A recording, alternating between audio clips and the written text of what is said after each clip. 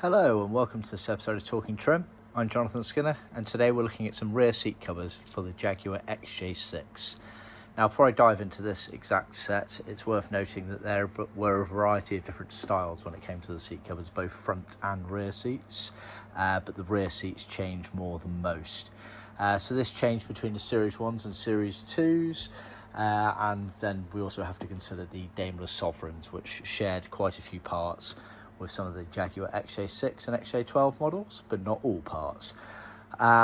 Pleats, the width of the pleats changed, the pattern on the pleats changed, and then the overall styling of the actual covers themselves also changed dependent on the pleat size normally. So what we recommend you do is always send us photos of your current seat covers, whether they're original or aftermarket ones, as this gives us an indication as the frame style that needs to be used and thus the seat style.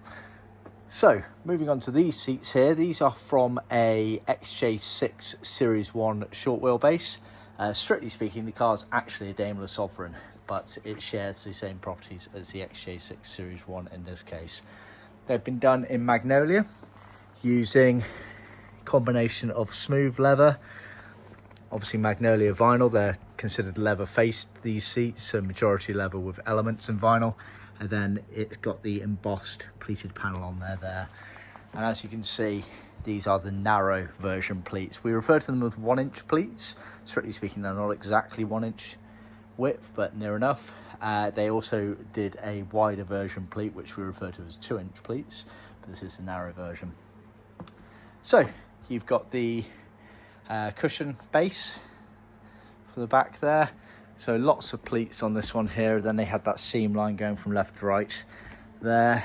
Like I say, we've used the embossed for the pleated panels, which is original for some of the cars, and then it's the smooth leather finish for the rest of it, with vinyl elements on the surrounds there. So generally speaking, leather face seats where the bits that touch your body were leather, then the surrounds and backs etc were vinyl. They also used nylon for some of the retaining areas on this, and sometimes we sub this out for vinyl, but this customer has specifically asked us to use nylon as per original spec, so we have done. And then obviously we've used leather cloth for the piping, as we always do where colours allow. Looking on the back of it, obviously you've got the genuine tuck and roll pleats as ever. You've also got these elements of scrim here, which we use to attach it down to the framework and foam. Moving on to the backrest, very similar concept again, tuck and roll pleats, 1-inch embossed leather. You got these sort of nylon retainers here.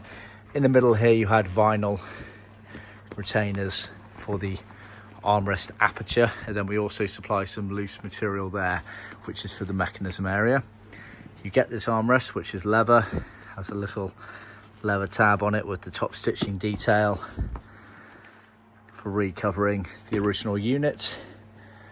And then yes, on the back again, of course, we have the scrims for attaching it all in place, and then finally the nylon at the top there. This is a seat style here where this towards the top kind of bent over an arch into where the rear parcel shelf roughly sat in the car. So yeah, that's the job. Not much more to say on those. Yeah, like I say, just be very mindful that this might be similar to, but not exactly the same as your seats. So we always recommend sending us photos so we can work out exactly which seat style you need. Thanks for tuning in. Please remember to like, subscribe, and send to other classic car enthusiasts. And stay tuned for our next update. Cheers.